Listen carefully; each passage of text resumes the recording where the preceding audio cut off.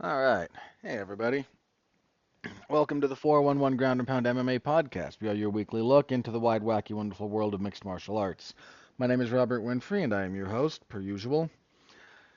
Let's see. Thank you all for listening. I always appreciate it. I know I don't have the biggest audience in the world, but thank you guys, seriously, for tuning in. On the agenda, we got a you'll know how long this is. We don't have much on the agenda. UFC 311 was on Saturday, so we'll be talking about that, but there's no preview. And it's been a light news week. I think the biggest news that came out of this time around was UFC 313 got its main and co-main announced during the broadcast of 311. So, yeah, that's kind of it. Obviously something might happen while I'm recording, so we'll see, but that's kind of where things sit at the moment. So, hopefully a shorter one. Again, you know that. You can see the runtime. I can't. I'm recording. So anything you can do to interact with the product, you all know that already. Like, comment, subscribe, star rating, written review, blah, blah, blah. Look, if you do or you don't, I just appreciate that you listen. Uh, Anything you can do is, of course, welcome, but you listen, and frankly, you don't even have to do that. So anything above and beyond that, I welcome it, and I do appreciate it. I also appreciate the fact that anyone listens to me ramble at all. So thank you. Um, yeah, all right, let's jump into this, shall we? So, before we get to some of the results from UFC 311, we do need to mention that there was a shift in the card. Day of the weigh-ins, so this is Friday. Arman Tsarukyan exacerbates a back injury during the final stages of his weight cut. No real specifics on it. Some of the people close to him have been talking a little bit about how bad it was. You know, he lost the ability to move. Now, that doesn't mean paralytic, but I've had a couple of, thankfully, minor back issues in my day.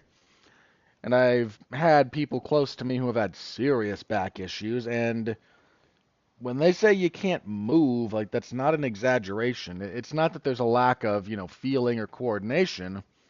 It's just everything hurts. And you can't move. So, if you had something serious there, then again, I hope it's not. Um, it's serious enough for him to pull out of the fight. When I say I hope it's not too serious, I hope it's not like, career threatening or requires major surgery, that kind of thing. So, on a day's notice, yeah, that fell apart. And in steps Renato Moicano, who got a pay bump for this, at least this one fight. I don't know how, because this was in California, so they still release purses there because the California State Athletic Commission is not completely kowtowed to the UFC, like others I could name. So there's that. Um, but that left Beneil Dariush without an opponent. Dariush is saying the UFC agreed to pay him his show and win money. Would be the least they could do. I mean, technically the least they could do is zero, but I mean, in good conscience. So, anyway, Renato Moicano, on about 24 hours' notice, got a shot at the lightweight title. So that became our new main event, and they bumped up the Almeida and Spivak fight, which had been on the prelims, got bumped to the main card. Nothing too crazy there. That's the one I would have bumped. I mean, my bias against heavyweight and light heavyweight is pretty well known at this point, so my thought there initially is no, because bleh. Not that that was a bad fight, but I just, those divisions. You do still want a decent fight to be your like last preliminary fight. So you don't want to completely rob that of any luster. Um, it was probably the right call, all things considered. And again, I say that with a great deal of antipathy for the heavyweight division as a general rule. So obviously the Moicano and Dariush fight didn't happen, so that pick fell apart. I absolutely picked Makhachev. I was picking him over Tsarukyan. Of course, I'm going to pick him over Moicano in general, and especially on this short of notice. As for the overall picks, the only one I changed my mind on, and I'm kicking myself about one of these, by the way. I changed my mind on Carol Hosa and Eileen Perez, which might seem weird, but like Tuesday I woke up and it had been bugging me all Monday. I record these like Saturday evening, right? Slash Monday morning, depending on how bad my insomnia is. So, but I woke up Monday and that pick was bugging me. Like, several of these were, but that was the only one that kind of stuck in my head. So Tuesday I went back and kind of like, okay, why is this bothering me? Because the others I can understand why they're bothering me. Some that I got right were bothering me. I mean, up until they closed the cage door basically for Yuri and Hill, I was like, am I really gonna go with Yuri? Um, the other one that bothered me that I wound up getting right. Where is it? Honestly, Gushkov. Short notice notwithstanding, somewhere in my head was like, you really want to rock with that guy? Ultimately, of course, it turns out I did, but there's some other one. I mean, there's a few of these that I got wrong that I know where I went wrong. That was one that I was really like hedging my. I felt like I should have changed my mind on that one. I didn't, and I'm grateful. Just in case so you guys understand. Like, I don't change my mind on these super often. And even in this case, like, it wouldn't have actually shifted too much on the overall predictions. But to get back to the point, that one was bothering something in my mind was bothering me about it. So I double checked and actually watched a few of Hosa's previous fights. And I realized it's because her game basically falls apart if her opponent doesn't fight her the way she wants to fight. Now, falls apart is a bit of an exaggeration. She doesn't like go completely to pieces, but everything about her game just drops off a cliff if you're not fighting her the way she wants to fight. And Perez wasn't going to fight her that way, so that was that. Ultimately, went 9-4. Um, any of these that I feel especially proud of? There's two that if I had done what I thought I should have done, like the more I thought about it, again, I didn't change anything else. Um, the only one of these I got wrong that I'm kind of annoyed with myself for getting wrong is Nakamura and Gafarov. I used to have a better feel for when the young, talented guy is taking just a bit too much of a step up, and that one I should have seen coming. Um, Objectively, I probably should have had a better feel for Talbot and Barcelos, but I thought Barcelos was further gone than he was. Um, but that's another one that there was a time I would have got that one right. I think it's really just the Nakamura and Gafarov one that I think is bothering me. The rest, you get them right, you get them wrong. I can live with the rest of those. Maybe Reese and Bakoev. Maybe that one I should have got right as a thought. Um, but, I can live with it. So, the Nakamura one's kind of eating at me for a couple of reasons, and I'll get to that when I get to that fight in particular. I won't dwell on it here. So ultimately, as I mentioned, 9-4. I'm fine with that. Now 18-9 on the year, so I'm okay. 2-1.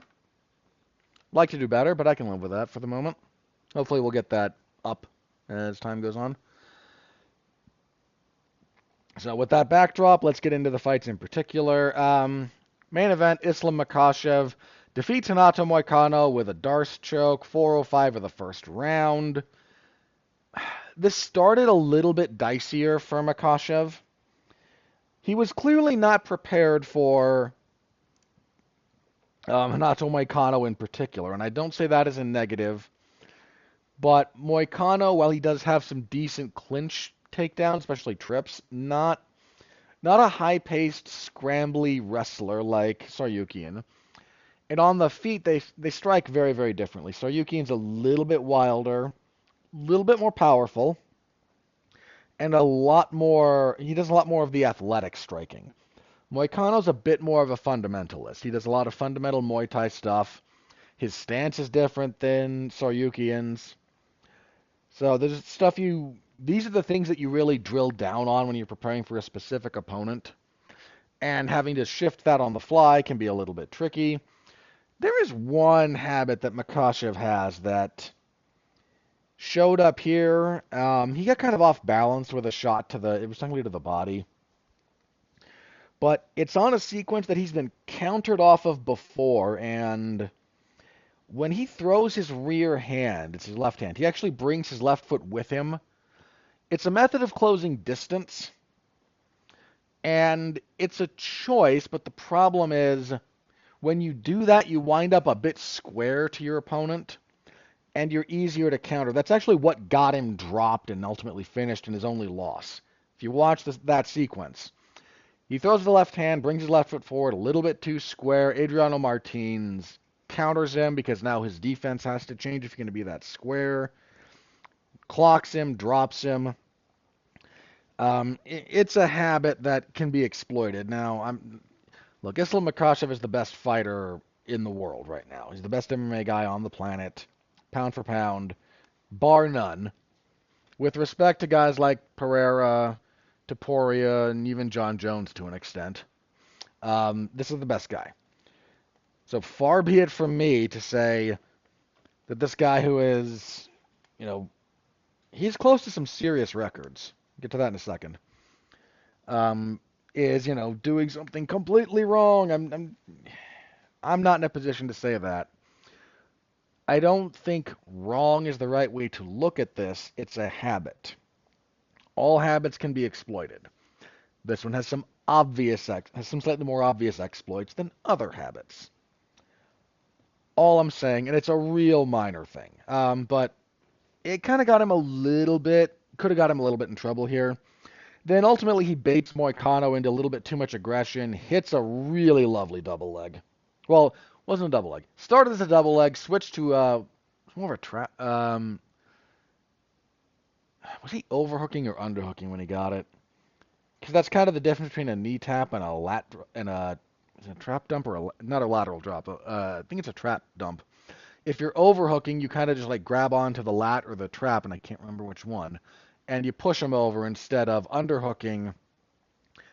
Slightly different names depending on where your arm is, and it affects some of the finishing. Not a big deal. I should not be hung up on that detail. And as soon as he gets on top, Makhachev is scary. Moicano is not a bad guy off of his back. And he couldn't do anything. I mean, Makhachev's ground and pound wasn't scintillating, in part because Moicano was trying to tie him up and control him because he was in half guard, so that he couldn't do a whole lot. Now, Makhachev, I think, could have just sat on that position for the whole round. He doesn't. He actually kind of baits Moicano into trying to scramble. Moicano kind of gets to his knees, but if he's thinking of wrestling up on a single leg, Makhachev's hips are too far back, so he can't actually reach and make contact for that, so he just kind of winds up on his knees, and Makhachev punches through a darce. And that man's squeeze it's gotta be like a gorilla. I mean, he finished an arm triangle choke. He didn't do it from inside the guard, but he did it from half guard on the wrong side. Which is, believe it or not quite as impressive as doing it from full guard, but still impressive as heck. I mean, you can watch Demetrius Johnson react to it, and DJ did some training with that team ahead of this event. Makhachev actually talked with him a little bit about how his finishing technique is not quite what everyone else does with the darce. Normally, when you punch that arm through, you want to grab your own bicep. You grab your own bicep, then you secure it with your other arm, and that makes the choke really hard to attack. And it provides a solid mechanical lock. The thing about that being a mechanical lock, it doesn't actually. It compresses space because you punched your arm further through, in theory. But if you look at how Makhachev finishes this most of the time, he doesn't actually get that around to his bicep. He grabs more his own wrist. More on the forearm than like up by the hand wrist, but he doesn't have to get all the way that as deep as most people do, trying to grab onto the, as far as punching through on that. He grabs more the wrist and the forearm. And then if you watch how he finishes, he doesn't. Most guys squeeze with their arms to tighten up this choke, and then there's some body mechanics involved. You want to walk your chest a little bit closer. You don't finish a Darce exactly like you do in Anaconda. In an Anaconda choke, you really need your chest compressing everything down, but there's similarities here. You want to compress in, and a lot of guys, again, you kind of use your arms for a good chunk of that squeeze. Not all of it, but a good chunk of it. If somebody's really selling out for a Darce and they don't finish it, it's their arms that will get burned out more often than not. If you look at how Makhachev does it, his arms are engaged, don't get me wrong, but he squeezes with his lats. Like, if you look at how that works, punch through, grab, yeah, he's using his back to really clamp that down, and your lat muscles are so much stronger than your arms. It's why when you use a good rear naked choke, you're not actually squeezing with your arms. You're pulling back with your choking arm. You pull back with your shoulder and your lat a little bit, but that's usually more for downward than backward. Backward is more the rear delt. I mean, delts in general, but point being, like, you're using stronger muscles than just like trying to do a bicep curl. And man, he got Moicano to tap quick. Like, Renato Moicano's a good black belt, and he had nothing on the ground for Islam Makhachev. This puts Makhachev in some pretty elite company. So he now is the most successful lightweight champion in UFC history. He's got 4 successful title defenses. He was tied with three other guys. BJ Penn had 3. Benson Henderson had 3. Uman Nurmagomedov had 3. Was it I saw misremember that? I think it was Luke Thomas who said that Frankie Edgar had 3. Frankie Edgar did not have 3 successful title defenses.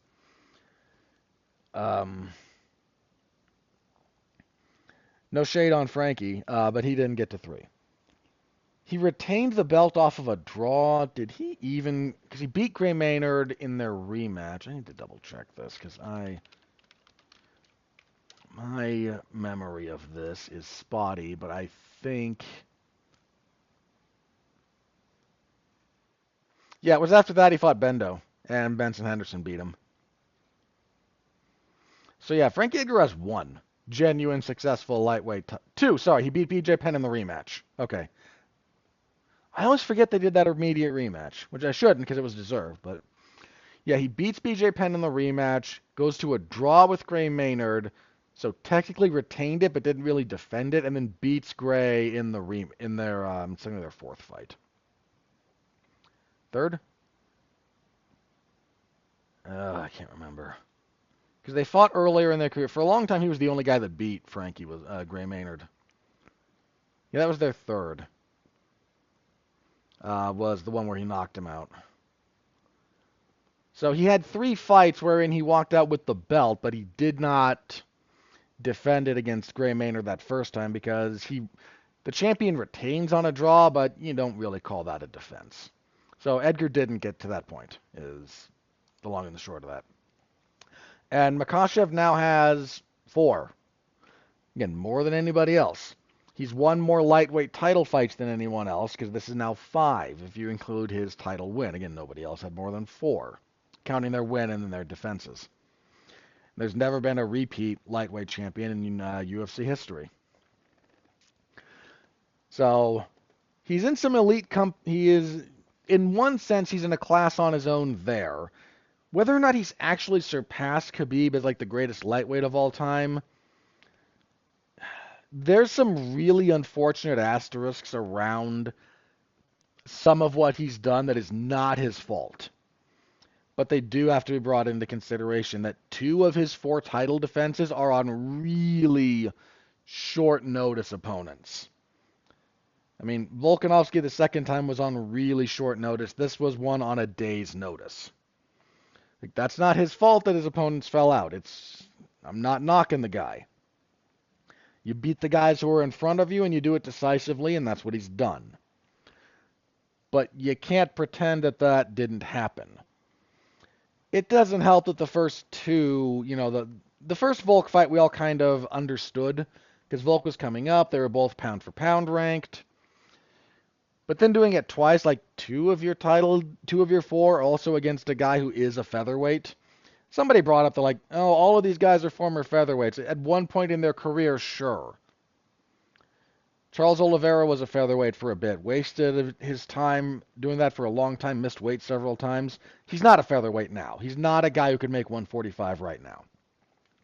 Dustin Poirier could not make 145 right now. He hasn't been a featherweight in a long time. Because he fought there a little bit earlier in his career, you're being overly dismissive to try and say, featherweight. And then Moicano, again, fought at featherweight for a little bit and then moved up. That doesn't mean he's a featherweight. Look at the guy. He's actually taller than Makhachev. Like, stop with that nonsense. So there's that. Makhachev now most successful UFC lightweight of all time. He is also now tied with Kamaru Usman at 15 consecutive wins in the UFC. He's one away from tying Anderson Silva's record. Guys, I watched Anderson Silva's whole UFC career. Covered a good chunk of it. I remember that run. I know I've said this before. I know I watched some MMA fights before this one. But if you ask me, like, my first real concrete memory of watching MMA, like, I can dig around back there and maybe find stuff from earlier than this. Because I remember watching Forrest Griffin and Stephan Bonner, but I couldn't swear to you if it was in the rerun. Because they replayed that.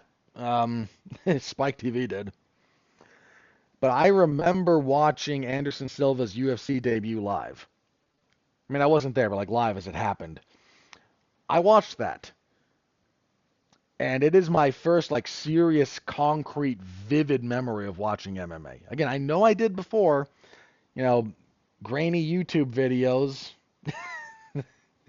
stuff like that back in the, those days of the internet. But that first like real memory is watching Anderson Silva just obliterate Chris Lieben.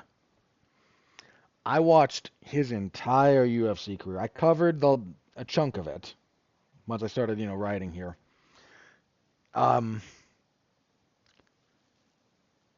like, watching him get knocked out by Chris Weidman, I vividly remember that because it was shocking. Then I woke up the next day and the sun rose and, like, life goes on. Not the end of the world. But the fact that that win streak of Anderson Silva's, I'm going to be honest, that's one of those records that somewhere in your head is just nobody's going to beat that. I mean, you understand like 99.999% of records are made to be broken. I mean, Merab Dvalishvili beat George St. Pierre's all-time takedown number in the UFC on this card. More on that later. Which is another kind of insane record. Like Max Holloway's, one of the only records that might honestly not get broken is Max's like strike differential and strike totals because they're absurd. But honestly, even that, like, if I'm still watching MMA in 15, 20 years, and I might be, there's a non-trivial chance somebody overcomes those. That's less likely because if you look at what it takes to put together that kind of a stat for a fight or over a career, unlikely, but not impossible.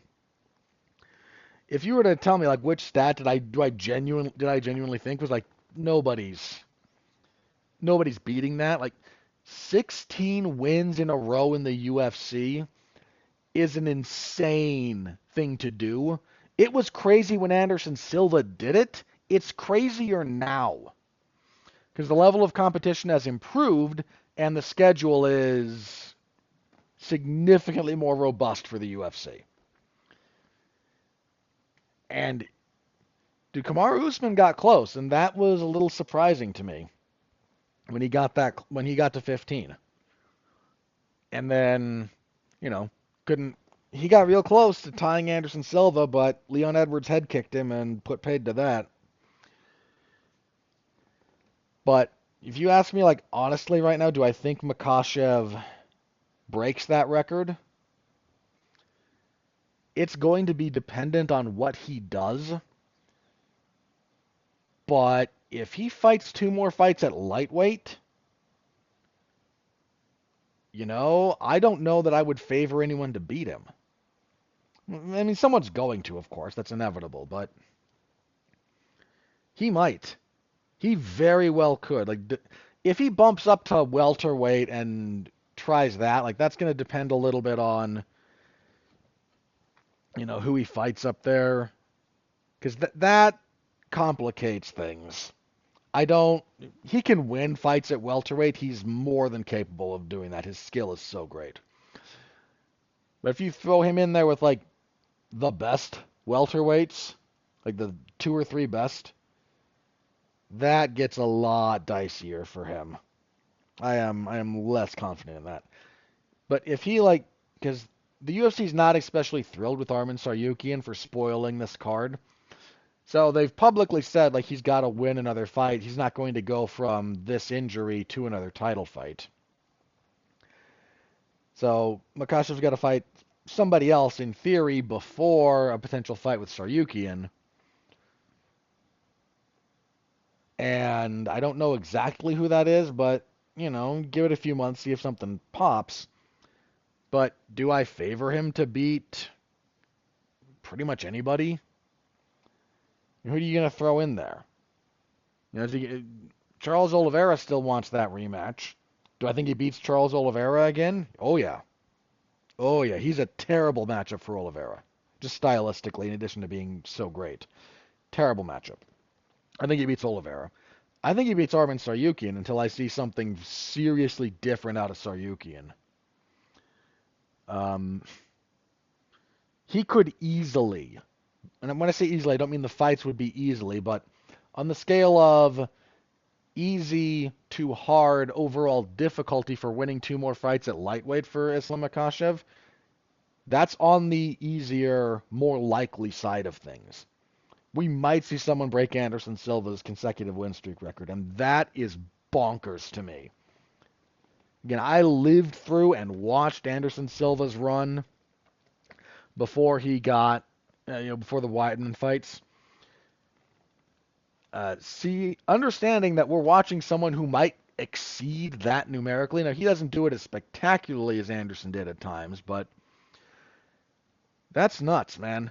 That is legitimately insane. Makhachev is on the precipice of a handful of things here that will have to elevate him into all-time status in some place or another. There's still a couple of asterisks, as I mentioned, that are floating around there a little bit, but you're a fool if you are discounting him or forgetting what he's doing. He is the best. He's the pound-for-pound best fighter in the sport. Okay, here's another way to look at this. He fought the 10th ranked guy here. Renato Moicano is deservedly a top 10 lightweight contender in the UFC. There's not too many lightweights outside of the UFC that I would actually favor to beat him. Might be one or two, but that's a different discussion. He is absolutely one of the very best lightweights in the world. Okay? Top 10. That's a fair ranking for him. And he couldn't last one round with Islam Makhachev. Look what happened when Alex Pereira fought the 8th ranked contender at light heavyweight. Now, some of that's stylistic, but that was a very difficult fight for Pereira for a while before he knocked out Roundtree. That was a little bit of a war. Look what happened when John Jones fought a 40-plus-year-old firefighter who had like a foot and a half out of the door.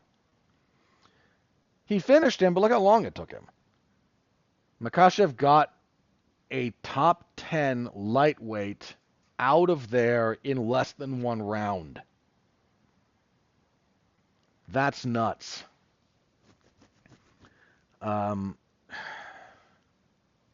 That's just insane.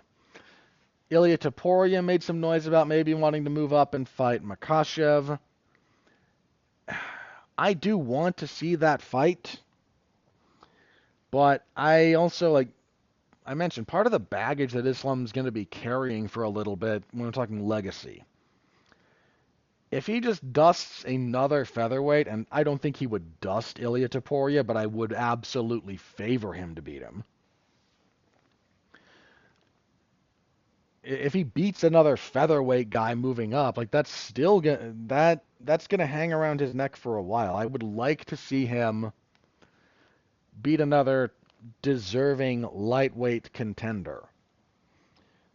So whether that's Oliveira, whether that's uh, whether they throw, they announce, there's a lot of guys they could throw in there. I would like to see him beat a fully fledged, deserving lightweight contender. That's one of the things I was looking forward to about him fighting Arman Tsarukyan again. But we just kind of are where we are with that. But Islam Makhachev, man, he is real close to some really all-time great achievements, and that needs to be acknowledged more. For Moicano, I don't think this is going to hurt him too much. I think he got a little bit of a pay bump for this fight. Again, this was in California, so we know they're disclosed purses. Now, in fairness, this is just disclosed purses, not viewership points or anything else the UFC chooses to throw at them, which I don't think is an enormous amount of money, all things considered, but because we know what the UFC's business model is, and it is what it is. But Makhachev does not have a win bonus. He fought this for 200K flat fee. For the best guy in the sport, one of your champions, that's criminally. Moicano made more money. If we're just talking about purses, they paid Moicano $250,000. Yeah, Makhachev's a better fighter than Moicano, is a champion, so in theory, pay-per-view points and whatnot are going to boost him a little bit. When it's all said and done, he's going to get paid more than Moicano. But how is your purse contracted at just 200K? Ali Abdelaziz is a terrible manager. Yeah, this is not good. Dude, Merab made more than him. For no way, a guy in his first title defense was a guy in his fourth. Ugh. Whatever. I'm not gonna get up in arms over that. I just brought it up to note it. So, Islam Makhachev, still the man. Co-main event. This was your fight of the night. I don't know that I would have given it fight of the night, but I'm not up in arms over it. Choosing between this and the Prochazka and Hill fight was largely a matter of preference. Anyway, Merab Dvalishvili defeats Uman Nurmagomedov via unanimous decision, 248-47 and a 49-46. 49-46 is a bad scorecard. Giving Merab the first round is not accurate at all. That's bad. Doing this live, I gave Nurmagomedov the first three. The third being super close. The judges, again, the two sane judges gave Merab 3, 4, and 5. I don't think that's unfair. Again, the third round is the one that I would have to go back with a fine-tooth comb and kind of tune out the crowd. Here's a weird thing about Merab and his fights. He plays the posturing game very, very well a lot of the time. He will do things that are of minimal impact, but will do them in such a way that gets the crowd to really react, so the judges then are more inclined to really react. That's not a knock on the guy. Like, the performative element of this is, it's fair play. He's not cheating, right? It's something that I have to kind of divorce myself from when I watch his fights is, Oh, the crowd reacting to that, big slam. Yeah, but the other guy got right back up. Oh, but it was so big. Like, yeah, but he hit that takedown and he worked so hard for it. Yeah, but nothing came of it. Yeah, but you see, he hit that kind of like modified snap single leg and he dumped Umar down and then he stood up and then Merab just kind of pointed at him and raised his arms and like, yeah, I saw it. I don't care about the theatricality. I care about the efficacy. That's it. So that round I would have to go over with a more fine-toothed comb, but first two rounds pretty clearly I thought, again, there's one idiot who gave Merab the first. Umar's landing some better strikes. He's negating most of the wrestling. He's kind of doing what a lot of us expected him to do. Here's the problem with fighting Merab. One of the problems. One, the guy is very physically strong. If you look at some of the stuff he's able to do, just very, very physically strong. Two, he has a God-given gift in the form of his cardio. Let me try to explain something to you. I'm not saying the man doesn't work hard and train hard. He does. You or I could train every bit as hard as he does and never achieve that level of conditioning. I could have done that in my physical prime and never got close to that. You could have done that. I mean, maybe you are in your physical prime. If so, God bless. I'm closing in on 40 and starting to feel it. But even in my physical prime, whatever you want to consider that to be athletically, I could have worked every bit as hard every day as much as Merab Dvalishvili, and I would get maybe half of what he. My end point would be maybe half of what he has. Maybe. So that's because I'm bigger, but not really. Like, he wore out Uman Nurmagomedov. You think Uman Nurmagomedov doesn't train hard?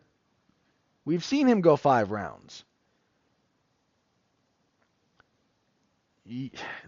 Merab's pace is just insane.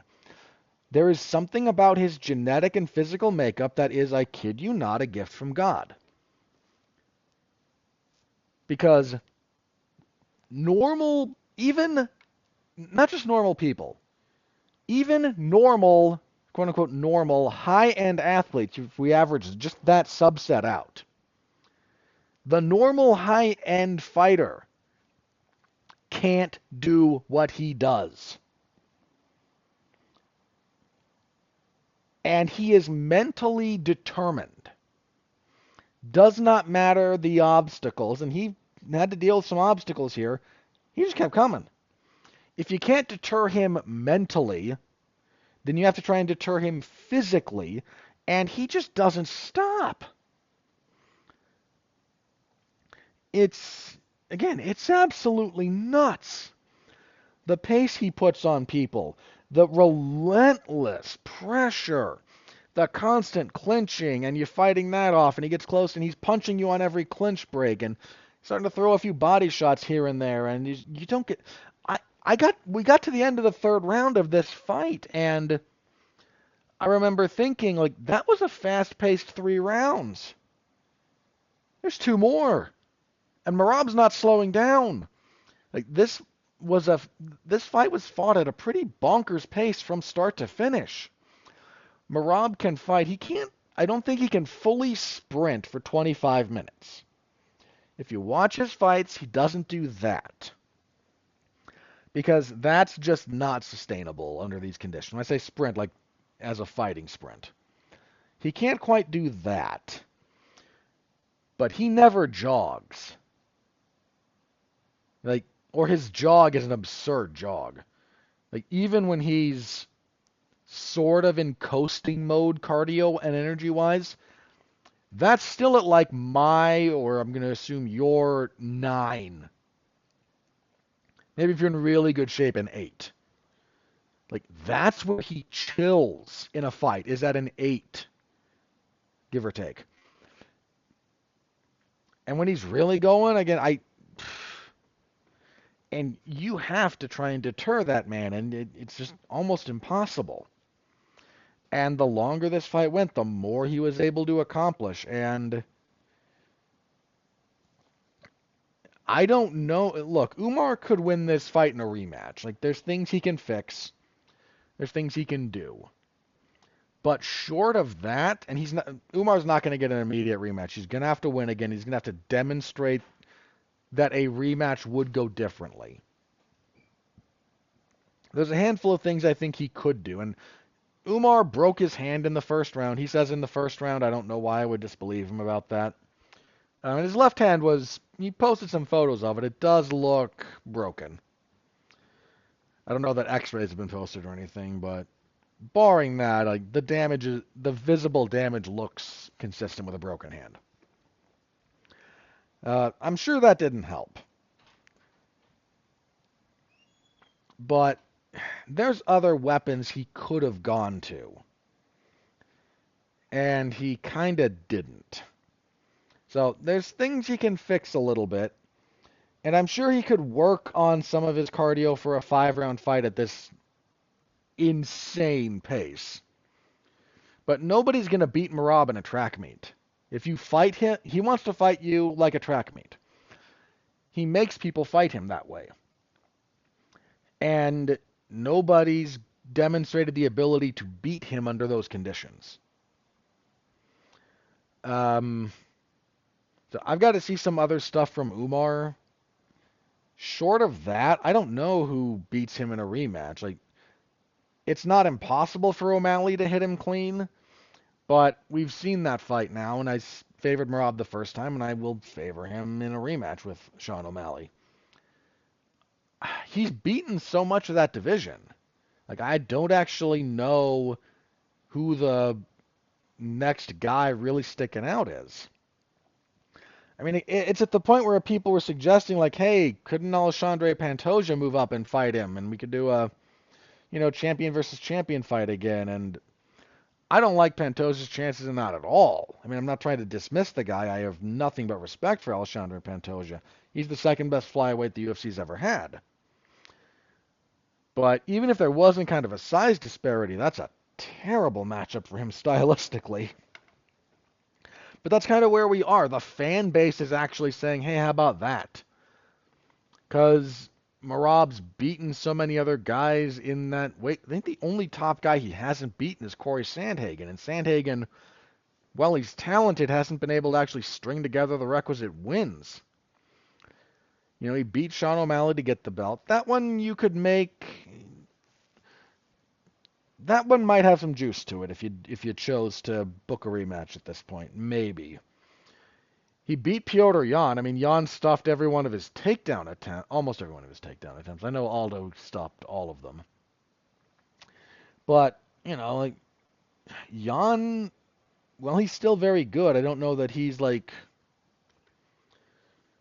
I don't know what would go differently in their fight if they had a rematch. He absolutely out-wrestled and beat up Henry Cejudo. Like, he's borderline cleared out that division with just one title defense under his belt now.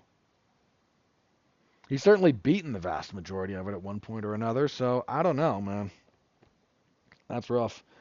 Umar's going to have to beat another guy like a Henry Cejudo, like a Petr Yan, somebody like that. That's assuming Cejudo actually gains some upward trajectory. But he's going to need to beat another top guy if he wants to get back. And he's going to need to demonstrate some differences here. Yeah, again, this was your fight of the night. It's technically on my list of fight of the year contenders, but I don't know that it will wind up being all that high. I mean, commentary was like, boy, this is the highest level bantamweight title fight we've ever seen. Like, guys, I watched TJ Dillashaw and Dominic Cruz, and I know you did too. This was not a bad fight, and this was action-packed from start to finish. But if we're just talking skill level, no, Cruz and Dillashaw was one of the highest skill level mixed martial arts fights ever. This was quite good.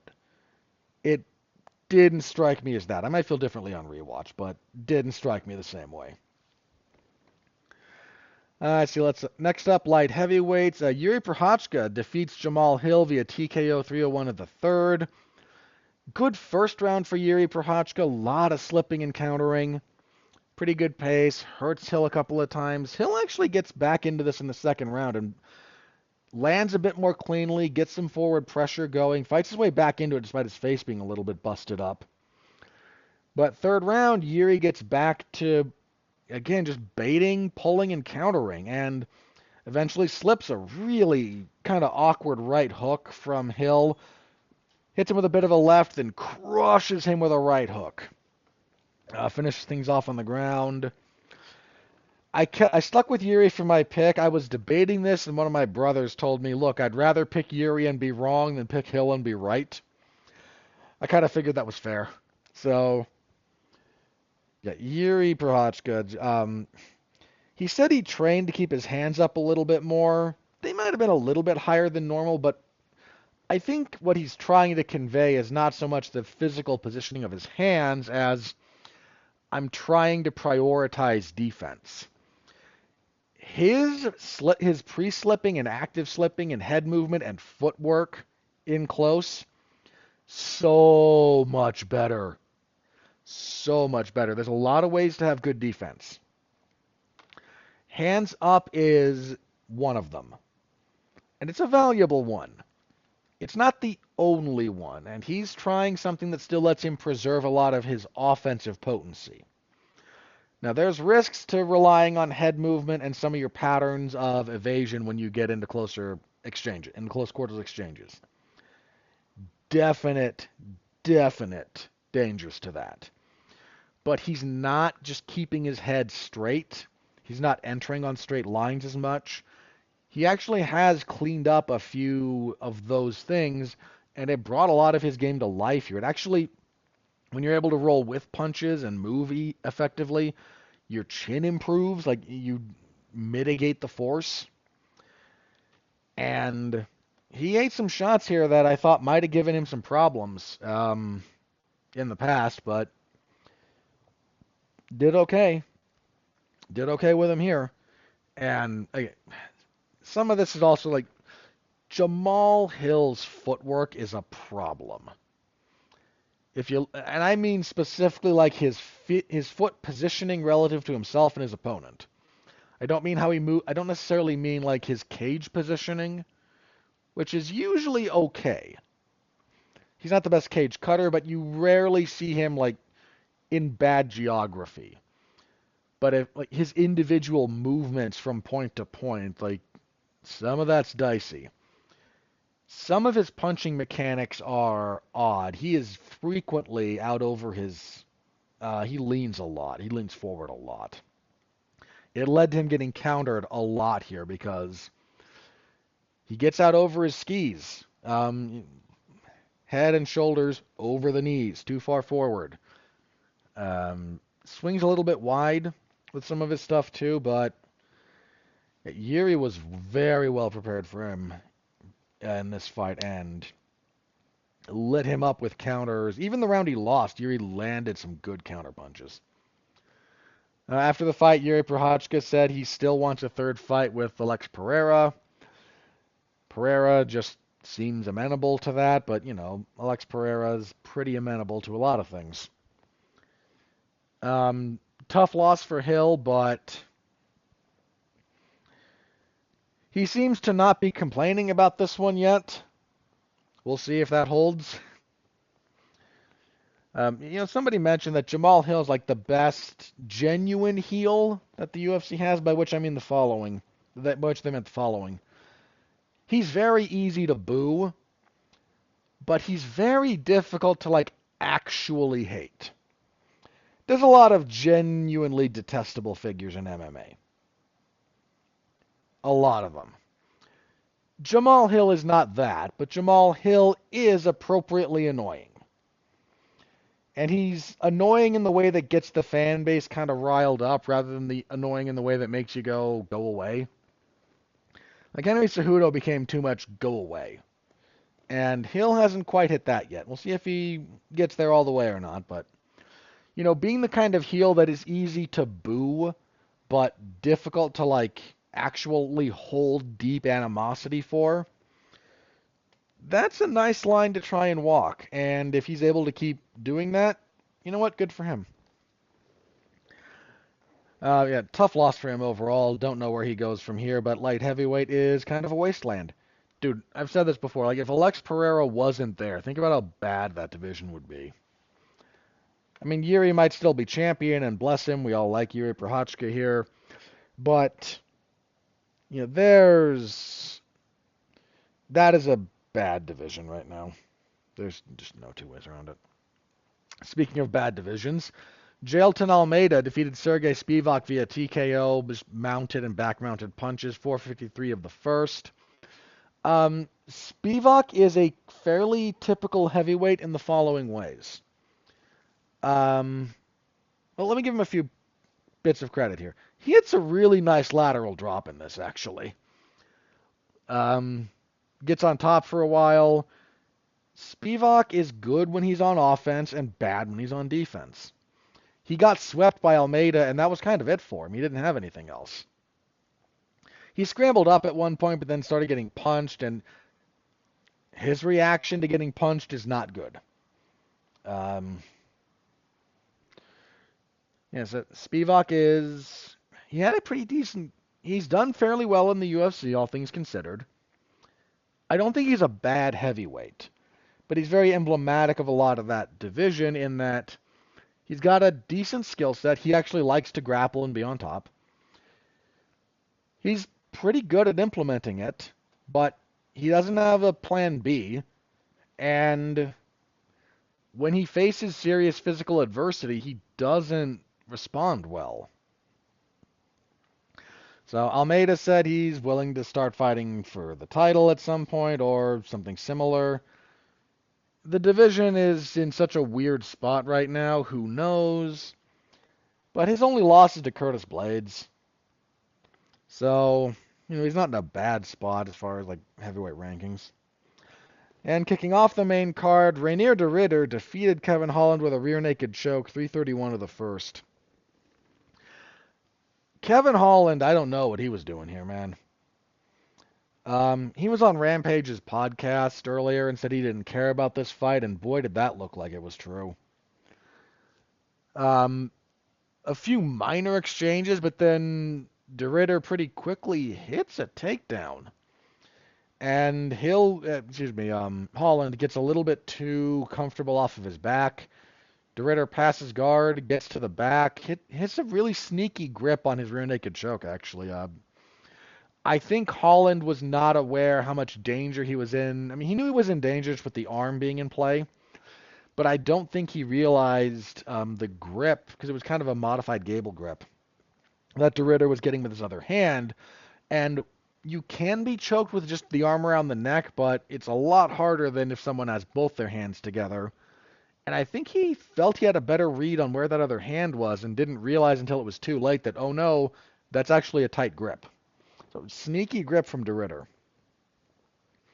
De Ridder said he'd like to face ranked opposition next. He's beaten two durable, proven UFC veterans in two UFC fights, in Gerald Meerschaert and Kevin Holland. I still have questions about how he's going to match up specifically with some of those guys at middleweight, but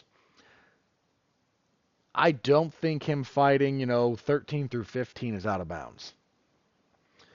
Yeah, that was your main card. Pretty good, despite losing the fight, which did hurt. We lost again. Moicano and Dariush, obviously we did lose technically. Sayuki and Makhachev, but despite that, really solid paper. There's not a bad fight on that pay-per-view main card when it was all said and done. So thumbs up. On the prelims, Hani Barcelos defeated Peyton Talbot via unanimous decision, 2 30-27s and a 30-26. I mentioned already, there was a time when I had a better read on when the young guy was taking too big a step up. I just thought Hani Barcelos was a little bit more washed than he was. I think if I'd had the time to go back and actually look at his last three fights before this one, I would have gotten this right. That's on me.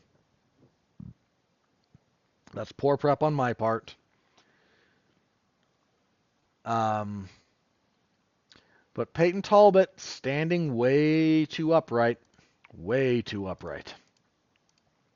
Not prepared for the takedowns and some of the chain wrestling of Barcelos. Weird thing about some of Talbot's defensive wrestling, if you look at it in detail, he's doing some good things, but he's doing them at the wrong times. That's just an experience thing. So worth noting there. Like again, everyone does the fraud check. I don't think Talbot got fraud checked. I think his hype train got stalled. Those are not the same thing. Talbot is young and green. Young green guys take losses like this. Most of the time, you just don't do it in the UFC. That's becoming increasingly less true, by the way, but that's just kind of how it is. So really good win for I think one of the things I did say, though, I'm going to have to double check this. I picked Talbot, so I had no problem with him being the favorite, but I think I said I would not be comfortable with those odds. Talbot was the second biggest favorite on this card, only behind Makhachev. Anybody betting on Barcelos got paid, and I hope they did. So, tough setback for Talbot. He's still young. He's still got good upside. And I'm not aware of complicating factors that would prevent him from learning from this and continuing to grow. He might completely flame out. I find that very unlikely based on all available evidence. I expect him to be back and be better. It would be my hunch about what's going to happen.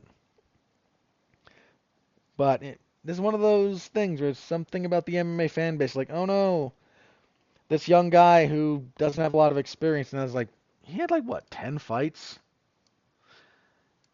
Yeah, this 26-year-old who's 9-0 fought a guy with a lot more experience who actually was, I've mentioned this before, man, Hani Barcelos was a ranked bantamweight at one point. He's a very good fighter. The question is, how washed did you think he was by this point? And a lot of people thought he was more like me and thought he was more washed than he was. Even young talented fighters take losses like this. It doesn't have to derail them. And I don't even necessarily think it always portends collapse of their careers. So we'll have to wait and see how Talbot responds, but I think you would be foolish to completely discount him, though we'll have to wait and see on that too. Middleweight, Azamat Bakoev defeated Zachary Reese via knockout punches, 304 of the first. Bakoev just kind of like a fire hydrant, man. Got a takedown, got some good ground and pound going, and ultimately some punches to the back of Zach Reese's head does need to be said. Knocks him out. Pretty bad knockout, actually. Reese was down for a minute after this one. But, solid enough performance. Bogdan Gushkov defeated Belly Alakana via guillotine choke, 3:33 of the second. So, Alakana was replacing Johnny Walker. Again, on about a week's notice. Alakana only weighed 200 pounds. I expect... He's got a big head, Alakana does. And I don't mean that as a negative, but just like looking at the size of it. That guy's got a big head. I imagine he's going to bulk up if he wants to stay at 205. And he probably should. But if he can do it safely, get some more mass on that guy, because he could be... 200 pounds seemed weird. Like, I don't know that I would be shocked if he actually fought at like 185. Because that's a lot of weight. That's a lot of weight to lose. But, get that guy some proper bulk. And maybe we'll revisit this. He had an okay first round, got a takedown on Gushkov, spent a lot of time on the back, but Gushkov eventually turned into him, got his back, got a choke, nearly got the finish. Elikana tapped after the bell. Like, bell goes off, he taps. Some of that's just kind of like to indicate to Gushkov, hey, let go, round's over. Second round, Elikana's gas is done. Like, he had one round in him, and stepping in on a week's notice, like, fair enough, man, you did your best. Gushkov backed him into the fence, hit him to the body a few times, got him down on like a knee, punched him a few more times, eventually grabbed a topside guillotine. This was very regional MMA level stuff all the way around. Grant Dawson defeated Diego Ferreira via unanimous decision, 30-27 across the boards. I mentioned before, at this point, a lot of Ferreira's game is stay safe, make you work, and nullify a lot of your offense for the first 5-6 minutes. Then try to come on stronger while you fade. It's not a bad plan for a veteran to impose. I didn't think it would work with Dawson, and it didn't. On the early prelims, Eileen Perez defeated Carol Hossa via unanimous decision, 229-28 and a 30-27. That's about right. This fight sucked. Bantamweight, Muin Gafurov defeated Rinya Nakamura via unanimous decision, 30-27 across the boards. I got to talk about this for a second. So Rinya Nakamura had a bit of hype coming into this.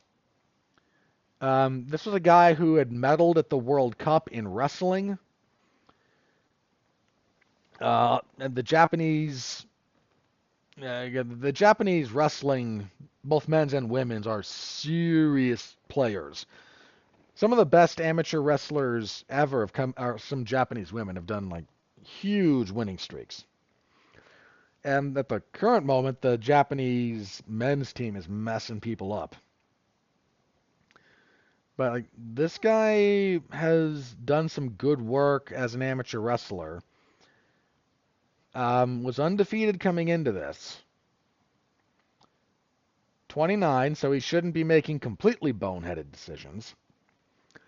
And he fought like crap.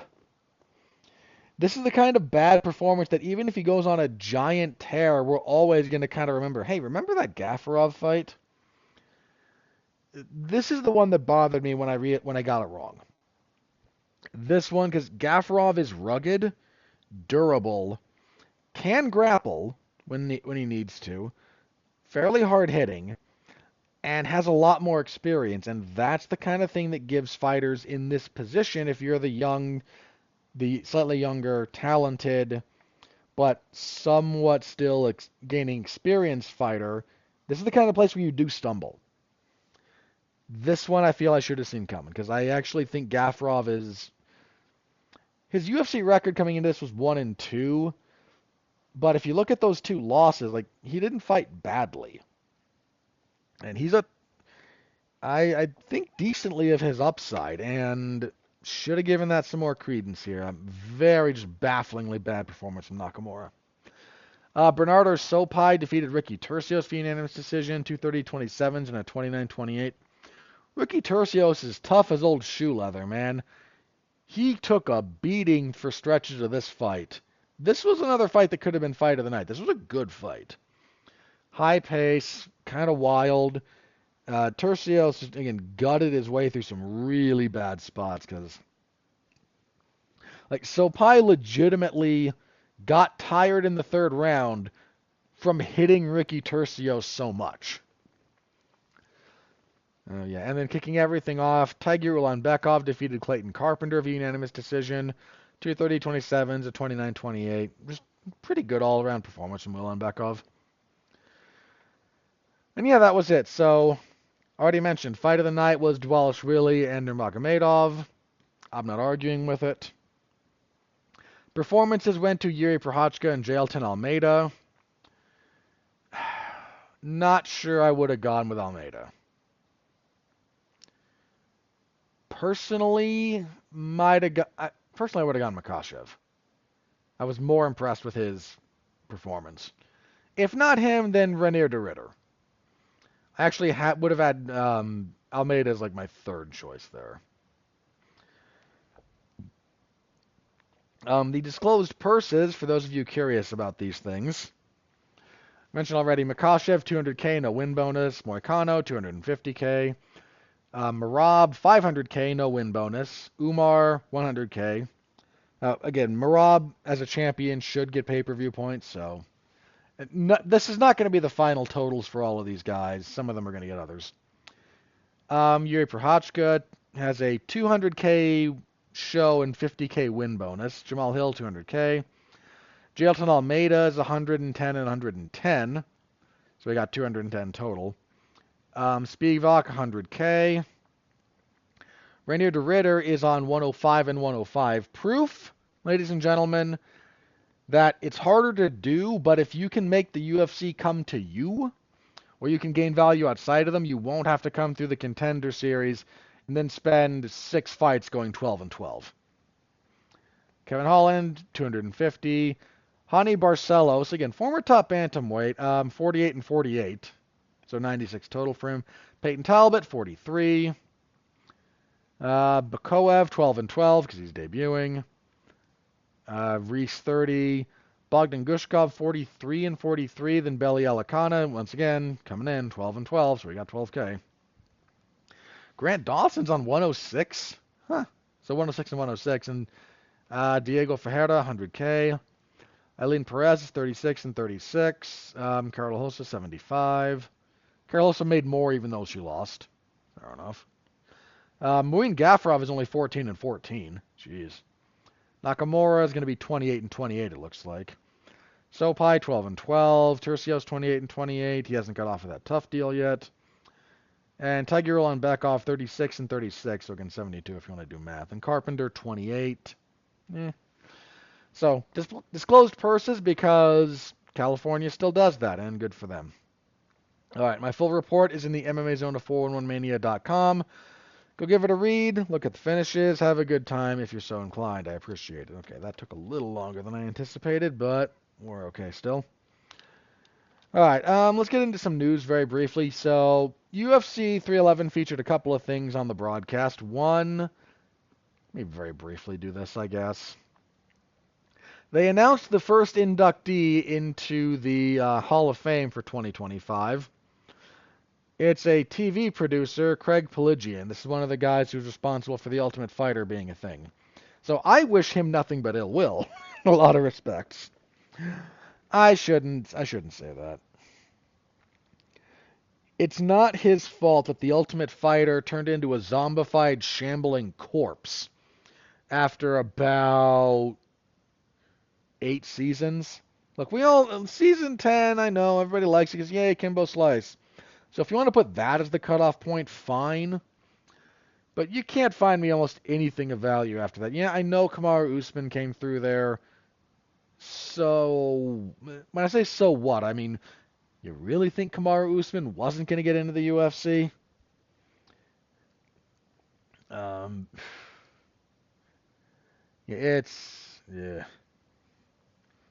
It's been an irrelevant IP for at least 12 years, if not longer. Utterly irrelevant. And I say that as a guy who actually liked their all flyweight seasons. They brought in regional champs for Demetrius Johnson. That was some of the best fighting that has ever come out of that show because you got actual high-level guys doing it. Anyway. But apart from that, like most of these have been irrelevant. Haven't mattered, haven't contributed anything, haven't contributed meaningful fighters. It's a stupid piece of content for the infinite shelf of a streaming service. That's all it is. It's crap. It's not worth watching. They also announced the coaches for the next season of The Ultimate Fighter for anyone. I don't know anyone brain damaged enough to still watch that. I mean, look, in another 20 years, maybe the old folks home will use tough repeats or whatnot, but for right now, no. It's going to be Daniel Cormier coaching opposite Chael Sonnen because they are so desperate for personality, let's let the podcast guys do it. Because the last 2 times they've tried to use it to hype up a fight, that's failed pretty miserably. Shevchenko and Grasso coaching opposite each other did nothing to further build up that fight. And neither of them did a whole lot of, made for compelling television. And that was after, by the way, they did Chandler and McGregor and nobody cared about that one. Despite everyone going, yay, Conor, no one cared about Conor at all, ever. I shouldn't say it. No one cared about, during the filming of this, no one cared about him ever. And that fight never actually materialized, so they're just like, who are two MMA people who can play to the camera that we can get to do a little song and dance routine every week? And you got Daniel Cormier, who doesn't dance, he kind of shuffles. And you got Chael Sonnen, who is happy to put on the clown makeup for anyone. Who's watching this? Who wants this? The answer is no one. No one cares. And I will forget about this as soon as I am done talking about it. That's how little I care about it, and I'm supposed to care about this stuff. But anyway. So Pelagian's going into the contributor wing. If you want to get more people from behind the scenes, sure. Fair enough. It's your Hall of Fame, which isn't even a physical location. It's your self-congratulatory circle jerk, pat on the back for whatever. But we'll get some more of those announced as we close in on International Fight Week in July. And hopefully the next inductees are more deserving. We also got the main and co-main for UFC 313 announced. Main event for the light heavyweight title, Alex Pereira defends against Magomed Ankalaev. That is the correct fight to make for that division. This will take place at the T-Mobile Arena March 8th. So that's the correct fight for that division. Hooray. Hope Ankalaev learns to check leg kicks at some point because he has sucked at dealing with those for quite a while. And we have a 5-round co-main event where someone's going to die. Because Justin Gaethje's fighting Dan Hooker. And hook that into my veins. Thank you to the violence gods. The rest of that card is looking kind of weak right now. Here's the rest of that card, for the record. Amanda Lemos and Yasmin Lucindo, who cares? Bruno Silva and Joshua Vant, that's actually not bad.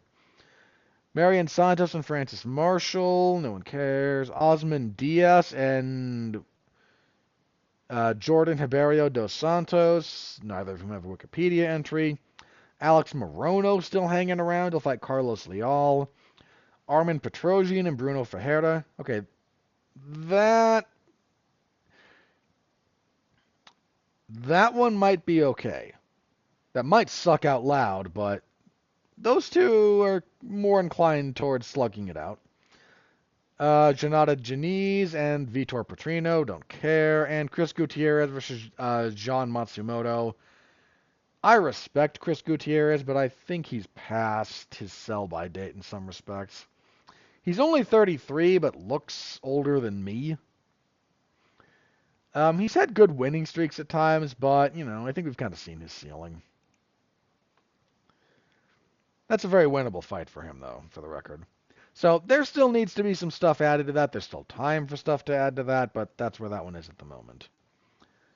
Was there anything else that got kind of sorted? I don't think anything major.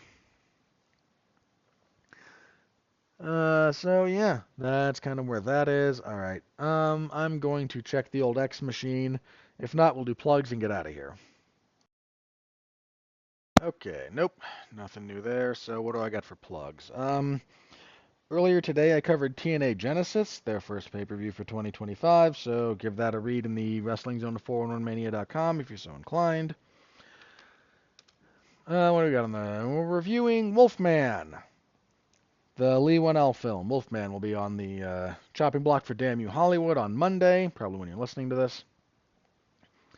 Last Monday was a triple feature of The Last Showgirl, which I was not able to see, as well as Honora and Amelia Perez, which Mark and I had thoughts on. So tune in, go give that a listen if you want to hear me talk about movies with my best friend, and occasionally with guests. So yeah, and then usual spate of coverage this week. So WWE SmackDown on Friday. No UFC event on Saturday. There was no preview attached to this show for that reason. In 2 weeks on February 1st, we'll have UFC on ESPN Plus 108. They'll be in Saudi Arabia. It will be early in the morning. How is that card looking? Yeah, I am not in love with it. Israel Adesanya and Nasruddin Imavov is a perfectly fine main event for a fight night card. No problem there. Shara Magomedov and Michael Page is Mateusz Gamrot and Rafael Fiziev is good. Said Nurmagomedov and Vinicius Oliveira, that's another good one. Lockdog brings the violence.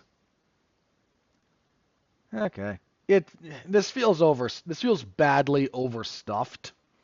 But there's some decent fights in there to be had. Okay.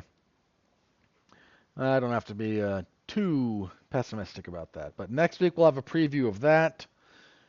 So yeah, tune in for that. All right, that's it for me this week. Thank you all very, very much for tuning in. I appreciate the heck out of you. Stay safe out there and continue to be well, be safe, and behave.